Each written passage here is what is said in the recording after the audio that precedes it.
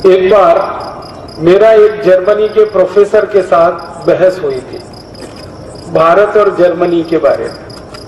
वो German professor, आज से 10 साल पहले की ये घटना मैं आपसे बयान कर रहा हूं। एक जर्मनी के प्रोफेसर का मेरे साथ झगड़ा हो गया इस बात के लिए कि जर्मनी महान कि भारत महान। तो वो कहता था मेरा देश महान जर्मनी, मैं कहता था मेरा देश महान भारत। तो हम दोनों ने अपने झगड़े का निपटारा करने के लिए, फैसला करने के लिए एक सूत्र बनाया, फॉर्मूला बनाया। तय तो करना है किसका देश महान, या तो जर्मनी या तो भारत। तो हम दोनों ने ये तय किया कि हम दोनों एक दूसरे के देश के बारे में प्रश्न पूछेंगे। वो मेरे देश के बारे में प्रश्न पूछेगा, भारत के बारे में, जर्मनी का प्रोफेसर, मैं जर्मनी के बारे में पूछूंगा।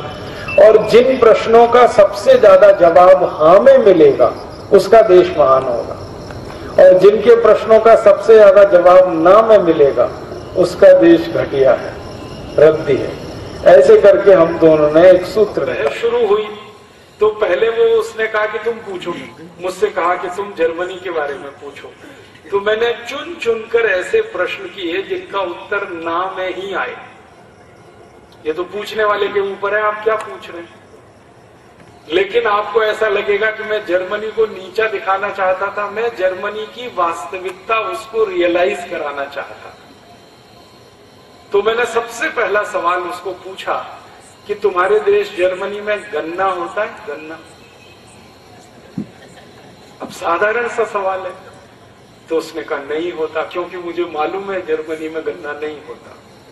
और जानबूझ के मैंने ये सवाल किया कि जर्मनी में गन्ना होता है? उसने कहा नहीं होता।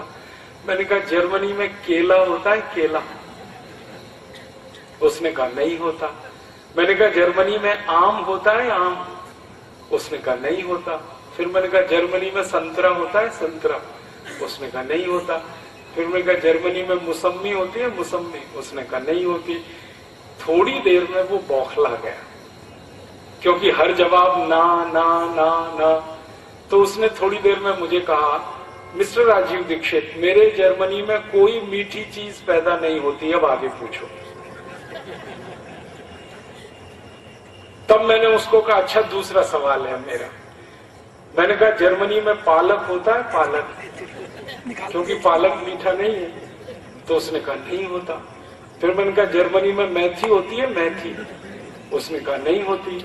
मैंने कहा जर्मनी में मूली होती है? मूली। उसने कहा नहीं होती।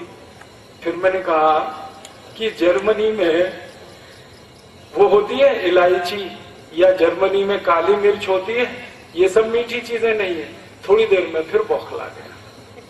फिर कहने लगा मिस्टर राजीव दीक्षित, हरे पत्ते की कोई चीज जर्मनी में नहीं होती, अब आगे पूछो। अब मीठी चीज कोई होती नहीं, हरे पत्ते की कोई चीज होती नहीं। तो मैंने कहा अब तुम ही बताओ जर्मनी में होता क्या है। तो उसने कहा जर्मनी में एक तो होता है आलू, पोटैटो, और दूसरा होता है प्याज, ओनियन।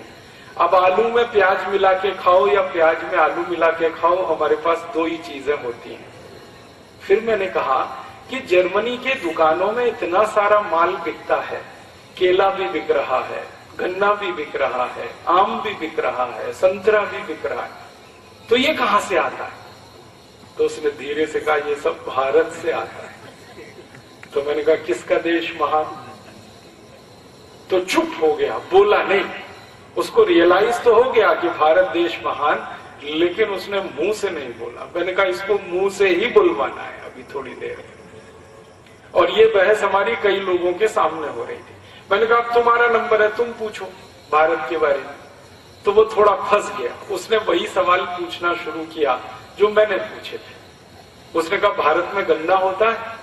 मैंने कहा भैया उत्तर भारत, दक्षिण भारत, पूर्वी भारत, पश्चिम भारत, मध्य भारत, पूरे भारत में गन्ना होता है। और भारत में 6,38,365 गांव हैं, इनमें से 4 लाख गांव में गन्ना होता है।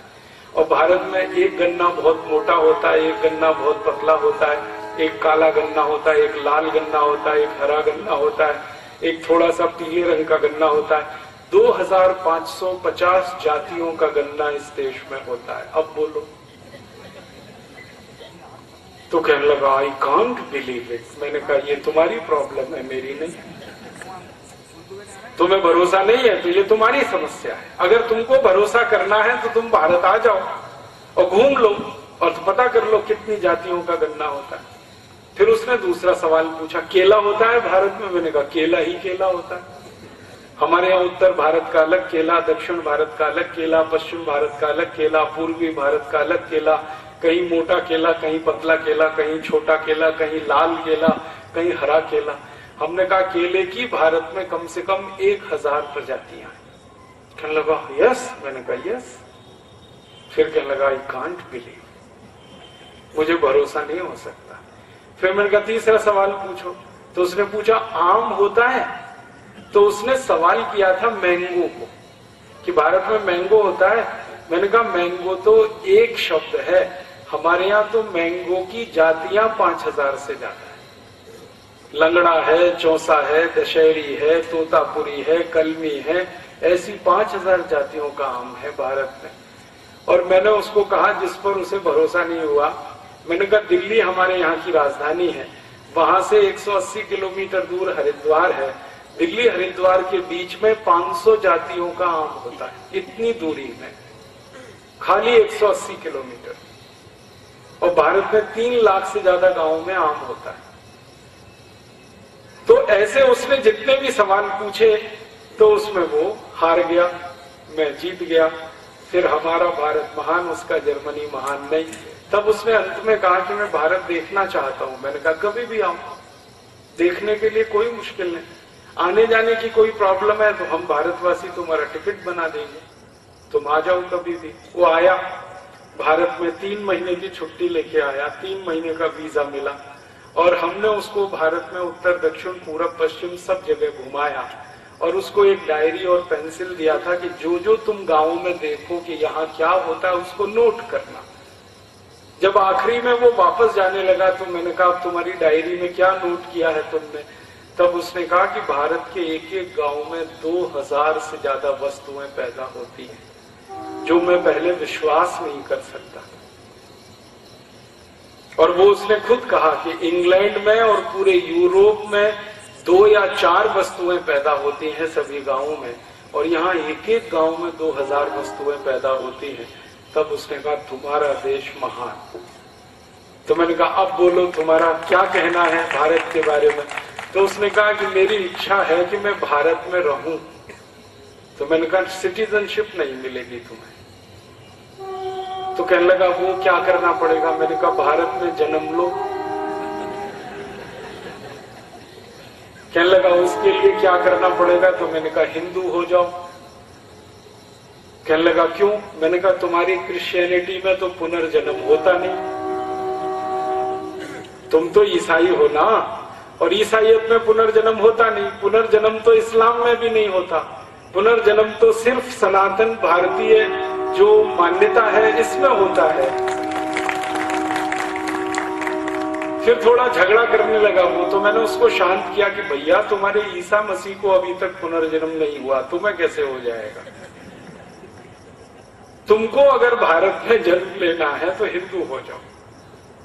तो कहने लगा ये तो बड़ा मुश्किल है। मैंने कहा बहुत आसान है, हम तुम्हारे ऊपर थोड़ा गंगा जल छिड़केंगे और तुम्हारा नाम बदल देंगे, इतना सही है, इससे ज्यादा कुछ नहीं करने वाले।